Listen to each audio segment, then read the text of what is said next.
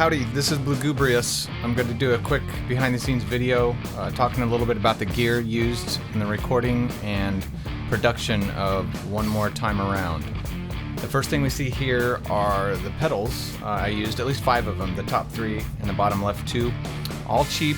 The Joyo is $20, the Orange Burst $22, the Mojo 40-something, the K-Line or K-Line, however you say it, Blue Sky, $22, and the Nobles ODR1 I got, the Mini I got for, I don't know, $50. That is every pedal I used on the recording that is not virtual.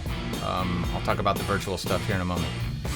There really are only 2 guitars in this, those 2 middle ones there, but that one on the left makes an appearance. I do a slide part that's real quiet and triggered with a gate by the drums.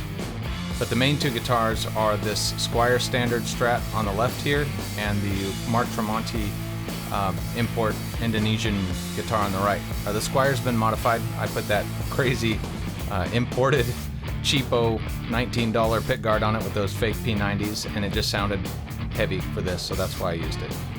But those are the 2 main guitars, and that one on the left makes a brief appearance. Inexpensive Ibanez bass played through Amplitude, virtual amps. Okay, for the real amps, we have the Joyo band amps, Jackman 2 Marshall thing, Blue Jay Fender thing, the Ignator tweaker, all of them clean except for the pedals.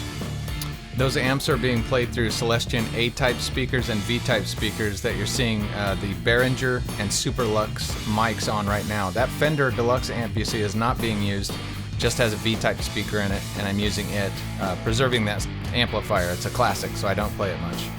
All the main rhythm guitars are through the real amps, but I also have a couple of tracks of virtual amps through Amplitude 4, and the lead guitar at the end is through Amplitude, so it's all virtual, no real speakers or mics or amps on those 2 parts.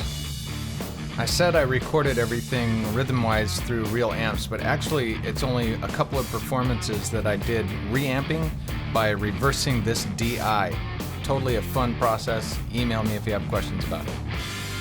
The vocals were tracked using the Rode NT1 microphone, a fantastic microphone, and all of the microphones and the DI guitars and everything were tracked using the Behringer UMC 1820 8-channel interface. I love this thing, highly recommend it. It's the most expensive piece of gear on the recording, including the guitars you heard, at something like $359. A really great interface, love using it.